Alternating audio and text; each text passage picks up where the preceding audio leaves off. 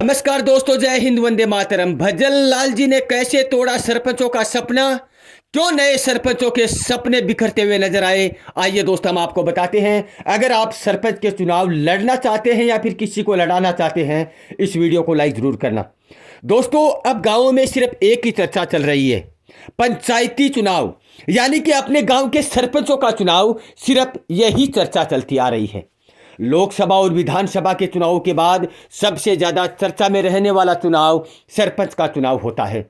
लेकिन दोस्तों, भजन लाल सरकार ने एक ऐसा फैसला लिया जिसकी वजह से जितने भी नए सरपंच बनने वाले थे, सोच रखी थी आने वाले समय में वो मैदान में उतरने वाले थे, सबके सपने चकनाचूर हो गए। और उन सपनों को पूरा करने के लिए अब लगेंगे 12 महीने।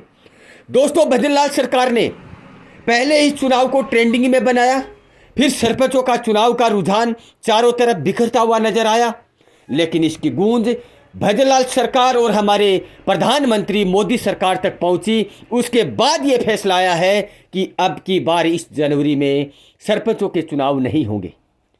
दोस्तों, इस सरपंचों की जब धीरे धीरे अफवाह उड़नी स्टार्ट हुई कि अभी सरपंच के चुनाव होने वाले हैं, तो नए सरपंच, जिन सरपंचों ने पिछली बार चुनाव लड़कर चुनाव हारा, कुछ लोग ऐसे थे जो इन 5 सालों में अपना माहौल क्रिएट किया है अपने गांव में, सरपंचों की छाप छोड़नी शुरू कर दी थी। उन सरपंचों ने जो नए मैदान में उतरने वाले थे, और वो सरपंच जो 5 साल पहले चुनाव हार चुके थे, वो भी मैदान में इस जंग के लिए तैयार होते हुए नजर आ रहे थे।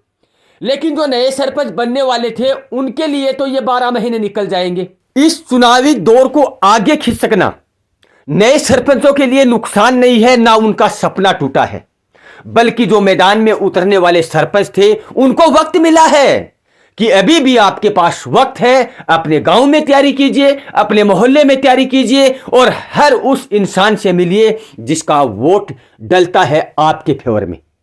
अब वक्त मिला है नए सरपंचों को, और जो सरपंच 5 साल पहले जो चुनाव हार चुके हैं, उनको भी यह वक्त मिला है कि अब से तैयारियां शुरू कर देनी चाहिए। इसका मतलब दोस्तों यह हुआ कि भजन लाल सरकार ने जो फैसला लिया है, वो अपने मर्जी से लिया है। वो सरकार है, उनका फैसला पब्लिक के लिए अटल और सर्वमान्य होता है। लेकिन जो सरपंच वर्तमान में है, वो अपना कार्यकाल लोगों के दिलों पर कैसे राज करना है, अपने गांवों में काम करवाकर कैसे वोटों को खींचना है, किस किस मोहल्ले में जाकर, किस किस गली में जाकर अपना काम करवाकर अपनी तरफ वोट खींच सकते हैं, उनको भी यह फायदा हुआ है। अब पिछले दिनों में जो सरपंच 4 साढ़े 4 साल से जो कार्यकाल कर रहा है, उनमें जो भी आपदाएं आई, जिन जिन लोगों के साथ दुश्मनी बहुत होती है सरपंचों की, किस गली में काम नहीं हुआ, किस मोहल्ले में काम नहीं हुआ, उस कमियों को पूरा कर सकते हैं वर्तमान के सरपंच। अब 12 महीने में वो वोट खींच सकते हैं जो इन 4 सालों में टूटे हैं। दोस्तों, सरपंच का चुनाव होने के बाद जब सरपंच बन जाता है, तो उनके जितने भी वोटर होते हैं, उनसे आधे से ज्यादा वोट टूट जाते हैं। ऐसा होता है या नहीं, ये आप लोग कमेंट बॉक्स में बताइए। क्योंकि सरपंच एक ऐसा कैंडिडेट होता है जो हर घर को कभी खुश नहीं रख सकता। कुछ पर्सनल काम होते हैं, वो पूरे गांव के व्यक्तियों को नहीं होते हैं। एक गांव में 20, 30, 50 आदमियों के पर्सनल काम होते हैं, वो कर देते हैं सरपंच। लेकिन पूरे हर घर के व्यक्ति के लिए, गांव के हर एक सदस्य के लिए सरपंच नहीं, कोई भी कैंडिडेट इतना काम नहीं करा सकता। लेकिन मोहल्ले, ग्राम, जहां पंचायत, किसके लिए बड़ा भवन, हॉस्पिटल, सड़कें, नाली का काम, खुर्रे का काम, यह काम होता है तो यह मोहल्लों के लिए होता है।